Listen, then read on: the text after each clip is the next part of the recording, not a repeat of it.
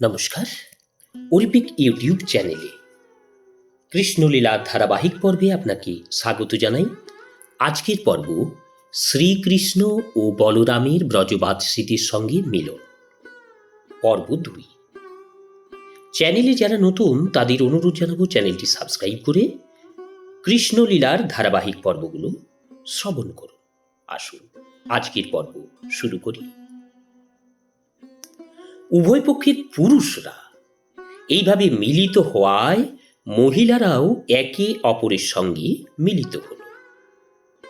স্নেহপূর্ণ দৃষ্টিপাত করে মৃদু মধুর হেসে গভীর অনুরাগ ভরা মৈত্রীর বন্ধনে তারা পরস্পরকে আলিঙ্গন করল। এই স্নেহালিঙ্গনে তাদের উভয়ের বক্ষদেশ কুমকুমে আরক্তিম হয়ে উঠল এবং তারা দিব্য আনন্দ উপভোগ করল। এইরকম সহৃদয় আলিঙ্গনে তাদের গণ্ডদেশে অশ্রু প্লাবিত হল।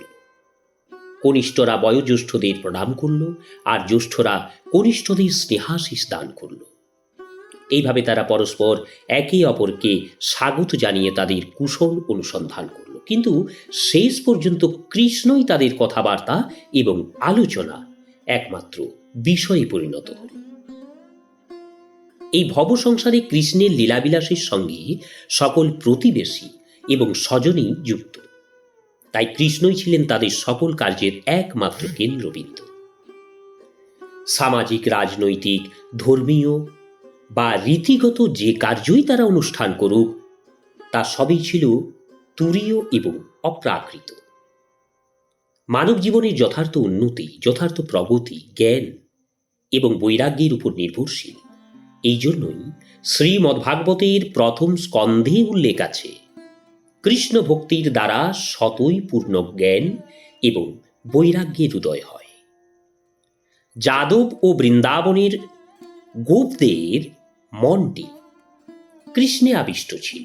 পূর্ণ জ্ঞানের এই হচ্ছে লক্ষণ। কৃষ্ণ ভাবনায় সর্বদাই তাদের মন আবিষ্ট থাকায় তারা সকলেই জড় কর্মবন্ধন থেকে সতই মুক্ত ছিলেন। এই অবস্থাকে মুক্ত বৈরাগ্যময় জীবন বলে শ্রীল রূপ গোস্বামী অভিহিত করেছে।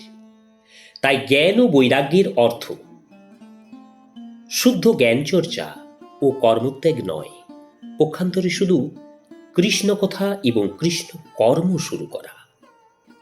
দীর্ঘকাল বিচ্ছেদের পর নিজ নিজ পুত্র, পুত্রবধূ, স্ত্রী, সন্তান এবং পরিবারের অন্যান্যদের নিয়ে ভাই বোন বসুদেব এবং কুন্তী দেবী কুরুক্ষেত্রের এই মিলনোৎসবে পরস্পর সাক্ষাৎ করলেন। প্রীতিময় কথোপকথনে অচিরেই তারা অতীত দুঃখের কাহিনী সবই ভুলে গেলেন। কুন্তী দেবী বিশেষভাবে তার ভাইকে উদ্দেশ্য করে বলেছিলেন, ভ্রাতু, আমার দুর্ভাগ্য, কেননা আমার কোনো ইচ্ছাই পূর্ণ হলো না। তোমার মতো সর্বগুণান্বিত এবং ধার্মিক ভাই থাকা সত্ত্বেও দুর্দশার সময় তুমি একবারও আমার কুশল সংবাদ জিজ্ঞাসা করনি। এমন হয় কখনো? ধৃতরাষ্ট্র এবং দুর্যোধনের চক্রান্তে পুত্রগণ সহ যখন তিনি নির্বাসিত হন, কুন্তী দেবী সেই দুঃসময়ের কথা স্মরণ করেছিলেন বলে মনে হয়। তিনি আরও বলতে লাগলেন, হে ভ্রাত, আমি বুঝলাম ভাগ্যমন্দ হলে তখন নিকটতম আত্মীয় ভুলে যায় স্বজনকে। এইরকম অবস্থায় নিজের পিতা, মাতা, সন্তানরাও তাকে ভুলে যায়। তাই আমিও ভাই তোমার বিরুদ্ধে অভিযোগ করছি না। কুন্তী দেবীর কথার উত্তরে বসুদেব বললেন, বোন, দুঃখ করো না, এভাবে আমাদের দোষও দিও না। আমাদের মনে রাখা উচিত যে আমরা সকলেই অদৃষ্টের হাতের ক্রীড়নক মাত্র। সকলেই পরমেশ্বর ভগবানের নিয়ন্ত্রণাধীন। সকল সকাম কর্ম, তার ফল প্রাপ্তি একমাত্র তার নির্দেশেরই অধীন। ভগিনী, তুমি জানো, রাজা কংস দ্বারা আমরা অত্যন্ত নিপীড়িত হই এবং এই নির্যাতনের ফলে ইতস্তত নানাভাবে আমরা বিচ্ছিন্ন হয়ে পড়ি, নানা স্থানে আমরা বিচ্ছিন্ন হয়ে পড়ি। ভগবানের করুণা বশত মাত্র গত কয়েকদিন আগে আমরা স্বগৃহে ফিরে এসেছি। কুন্তী দেবী এবং বসুদেবের মধ্যে এই কথোপকথনের পর তাদের দর্শন প্রার্থী রাজাদের বসুদেব এবং উগ্রসেন স্বাগত জানিয়ে সকলকে সাদর সম্বর্ধনা করলেন। ভগবান শ্রীকৃষ্ণকে সেখানে উপস্থিত দেখে সকল রাজন্যবর্গ পরম শান্তি এবং দিব্য আনন্দ লাভ করলেন। সমবেত বিশিষ্ট ব্যক্তিদের কয়েকজন হচ্ছেন ভীষ্মদেব, দ্রোণাচার্য, ধৃতরাষ্ট্র, দুর্যোধন এবং পুত্রবধূ সহ গান্ধারী, মহারাজ যুধিষ্ঠির ও তার পত্নী এবং কুন্তী দেবী ও পাণ্ডবগণ, সঞ্জয়, বিদুর, কৃপাচার্য, কুন্তিভোজ, বিরাট, রাজা নগ্নজিৎ, পুরুজিৎ, দ্রুপদ, শল্য, ধৃষ্টকেতু, কাশীরাজ, দমঘোষ, বিশালাক্ষ, মিথিলারাজ, মদ্ররাজ, কেকয়রাজ, যুধামন্য, সুশর্মা, পুত্রগণ সহ বাহলিক এবং মহারাজ যুধিষ্ঠিরের অধীন অন্যান্য বহু শাসকবর্গ, তারা সহস্র সহস্র মহিষী সহ ভগবান শ্রীকৃষ্ণকে দেখতে পেলেন। এরকম সৌন্দর্য এবং দিব্য ঐশ্বর্য দর্শন করে রাজন্যবর্গ পরম তৃপ্ত হলেন। সকলেই ব্যক্তিগতভাবে কৃষ্ণ এবং বলরামের সঙ্গে সাক্ষাৎ করলেন। ভগবান তাদের সকলকে যথাযথভাবে স্বাগত জানালে তারা যাদবদের, বিশেষত শ্রীকৃষ্ণ এবং বলরামের মহিমা কীর্তন করতে লাগলেন। ভোজপতি হওয়ায় উগ্রসেন যাদব প্রধান বলে গণ্য, তাই বিশেষভাবে তাকে উপস্থিত রাজন্যবর্গ এই বলে সম্ভাষণ করলেন, হে মহামান্য ভোজরাজ, বস্তুত ইহলোকে একমাত্র যাদবদের জীবনেই সর্বতোভাবে সফল। আপনাদের জয় হোক, আপনাদের জয় হোক। আপনাদের এই সাফল্যের বৈশিষ্ট্য হচ্ছে এই যে আপনারা সর্বদাই ভগবান শ্রীকৃষ্ণের দর্শন লাভ করেছেন, যাকে লাভ করবার জন্য যোগীরা বহুকাল ধরে কৃচ্ছ সাধন এবং কঠোর তপশ্চর্যা করে চলেন। প্রতি মুহূর্তে আপনারা সকলেই ভগবান শ্রীকৃষ্ণের সঙ্গে প্রত্যক্ষভাবে যুক্ত। বেদের সকল মন্ত্রী পরমেশ্বর ভগবান শ্রীকৃষ্ণের বন্দনা এবং গুণ ও কীর্তনে পূর্ণ। কৃষ্ণের পাদোদক হওয়ায় গঙ্গা সারা বিশ্ব পবিত্রকারিণী বলে গণ্য। বৈদিক শাস্ত্রগুলি ভগবান শ্রীকৃষ্ণের অনুশাসন ছাড়া অন্য কিছুই নয়। কৃষ্ণকে জানাই হল সেই বেদ অধ্যয়নের উদ্দেশ্য। এই জন্য কৃষ্ণের কথা এবং কৃষ্ণলীলা সমূহের শিক্ষা সর্বদা সকলকে পবিত্র করে। কাল এবং পরিস্থিতির প্রভাবে জগতের সকল ঐশ্বর্যই ক্ষয় এবং বিনাশপ্রাপ্ত হয়, কিন্তু ভগবান শ্রীকৃষ্ণ এই পৃথিবীতে আবির্ভূত হয়েছেন বলে তার পাদপদ্মের স্পর্শে সকল শুভ এবং মঙ্গলের প্রকাশ ঘটতে থাকে। তার উপস্থিতির ফলে আমাদের সকল ইচ্ছা এবং অভিলাষ সবই ক্রমশ পূর্ণ হয়ে যায়। হে মহামান্য ভোজরাজ, আপনি যদুবংশের সঙ্গে বৈবাহিক এবং জন্মসূত্রে সম্বন্ধযুক্ত, তার ফলে আপনি সবসময় কৃষ্ণের সঙ্গে যুক্ত। যে কোনো সময় কৃষ্ণ দর্শন আপনার পক্ষে কঠিন নয়। ভগবান শ্রীকৃষ্ণ আপনার সঙ্গে চলাফেরা করেন, কথাবার্তা বলেন, উপবেশন করেন, বিশ্রাম করেন, আহার করেন। যাদবরা সর্বদাই বিষয়কর্মে নিযুক্ত বলে মনে হলেও এবং যার ফল নিশ্চিতভাবে অধোগতি, কিন্তু বিষ্ণুতত্ত্ব আদিপুরুষ পরমেশ্বর ভগবান শ্রীকৃষ্ণ, যিনি সর্বজ্ঞ, যিনি সর্বব্যাপ্ত, যিনি সর্বশক্তিমান, তার উপস্থিতিতে আপনারা সকলেই বস্তুত সকল জড় কলুষতামুক্ত এবং দিব্য ব্রহ্মভূত স্তরে অধিষ্ঠিত। সূর্যগ্রহণ উপলক্ষে কৃষ্ণ কুরুক্ষেত্রে উপস্থিত হবেন, এ কথা শুনে নন্দ মহারাজের নেতৃত্বে ব্রজবাসীরাও সেখানে যেতে মনস্থ করলেন।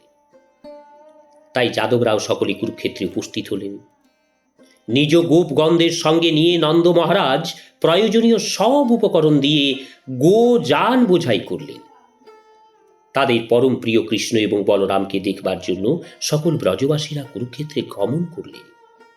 ব্রজবাসীরা কুরুক্ষেত্রে উপস্থিত হলে যাদবরা সকলেই খুব খুশি হলেন। তাদের দর্শন মাত্র যাদবরা দাঁড়িয়ে তাদের স্বাগত জানালেন। মনে হলো তারা যেন পুনর্জীবন লাভ করলেন। পরস্পর মিলনে উন্মুক্ত যাদব এবং ব্রজবাসীরা বস্তুত যখন কাছে এসে সাক্ষাৎ করলেন, তখন অন্তরের অন্তঃস্থল থেকে তারা পরস্পরকে আলিঙ্গন করে কিছু সময় ওই অবস্থায় রইলেন। নন্দ মহারাজকে দেখা মাত্র আনন্দে উল্লসিত হয়ে লাফ দিয়ে দৌড়ে তার কাছে গিয়ে গভীর অনুরাগ ভরে বসুদেব তাকে আলিঙ্গন করলেন। বসুদেব তার জীবনের পূর্বের কাহিনী বলতে লাগলেন। কিভাবে কংস তাকে কারারুদ্ধ করেছিল, কিভাবে তার শিশু সন্তানদের হত্যা করা হয়েছিল, কৃষ্ণের জন্মের পরে কিভাবে তাকে নন্দ মহারাজের গৃহে নিয়ে যাওয়া হয়েছিল, এবং কিভাবে কৃষ্ণ এবং বলরাম মহারাজ নন্দ এবং তার রানী দ্বারা তাদের সন্তানের মতো লালিত পালিত হয়েছিলেন। সেরকম শ্রীকৃষ্ণ বলরামও নন্দ মহারাজ এবং মাতা যশোদাকে আলিঙ্গন করলেন এবং অবনত হয়ে তাদের চরণকমলে প্রণাম জানালেন। পিতামাতার প্রতি সন্তানের অনুরাগ বশত শ্রীকৃষ্ণ এবং বলরাম দুজনেরই কয়েক মুহূর্তের জন্য কণ্ঠরুদ্ধ হলো, তারা কথাই বলতে সক্ষম হলেন না। সবচেয়ে ভাগ্যবান মহারাজ নন্দ এবং মাতা যশোদা পুত্রদ্বয়কে কোলে তুলে নিয়ে পরম স্নেহে তাদের আলিঙ্গন করতে লাগলেন। কৃষ্ণ এবং বলরামের বিরহে মহারাজ নন্দ এবং মা যশোদা দীর্ঘদিন গভীর দুঃখ তাপে নিমগ্ন ছিলেন। এখন তাদের সঙ্গে মিলনে এবং আলিঙ্গনে সকল দুঃখ তাপের উপশম হল। এরপর কৃষ্ণের মা দেবকী এবং বলদেবের মা রোহিণী দুজনেই মা যশোদাকে আলিঙ্গন করলেন। তারা বললেন, রানী যশোদা দেবী, তুমি এবং মহারাজ নন্দ দুজনে আমাদের পরম বন্ধু, এবং তোমাদের বন্ধু সুলভ কার্যাবলীর কথা ভেবে তোমাদের স্মরণ হওয়া মাত্রই আমরা তৎক্ষণাৎ অভিভূত হই। তোমাদের বন্ধুসুলভ আচরণের জন্য এমনকি স্বর্গরাজ্যের সমস্ত ঐশ্বর্য তোমাদের উপহার দিয়েও আমরা তোমাদের ঋণ শোধ করতে অক্ষম। আমরা তোমাদের কাছে এমনভাবে ঋণী যে তোমাদের এই সদয় ব্যবহার আমরা কখনো ভুলব না। কৃষ্ণ এবং বলরাম যখন জন্মগ্রহণ করল, তাদের আসল পিতামাতাকেও দেখার আগেই তাদেরকে তোমাদের তত্ত্বাবধানে রাখা হয়। পাখি যেমন নিজ শাবকগুলিকে লালন পালন করে নিজ সন্তানের মতো, তোমরাও প্রীতি এবং স্নেহ দিয়ে সযত্নে তাদেরকে বড় করে তুলেছ। তোমরা সুখাদ্য আহার দিয়ে তাদের দেহের পুষ্টি সাধন করে তাদের প্রীতি সাধন করেছ। তাদের কল্যাণের উদ্দেশ্যে বহু শুভ ধর্মীয় পর্ব অনুষ্ঠান করেছ। বস্তুত কৃষ্ণ বলরাম আমাদের সন্তান নয়, তারা তোমাদেরই। নন্দ মহারাজ, তুমি তাদের যথার্থ পিতা, যশোদা দেবী তুমি তার মাতা। যতদিন কৃষ্ণ বলরাম তোমাদের দ্বারা লালিত পালিত হয়েছে, ততদিন তাদের সামান্যতম অসুবিধা হয়নি। তোমাদের প্রযত্নে সব রকম ভয় এবং বিপদ থেকে তারা সম্পূর্ণ মুক্ত ছিল। তোমাদের মতো মহানুভব ব্যক্তিদের পক্ষেই এই পরম স্নেহময়ী লালন পালন সম্ভব।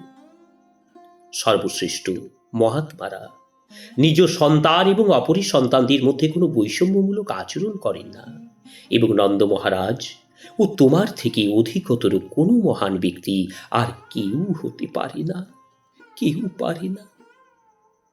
রাধে রাধে। আজকের পর্ব এখানেই সমাপ্ত। আসবো আগামী পর্ব নিয়ে, শ্রীকৃষ্ণ এবং বলরামের ব্রজবাসীদের সঙ্গে মিলন, তৃতীয় পর্ব। চ্যানেলে যারা নতুন তাদের অনুরোধ জানাবো চ্যানেলটি সাবস্ক্রাইব করে কৃষ্ণলীলার ধারাবাহিক পর্বগুলো শ্রবণ করুন। রাধে রাধে। হরে কৃষ্ণ।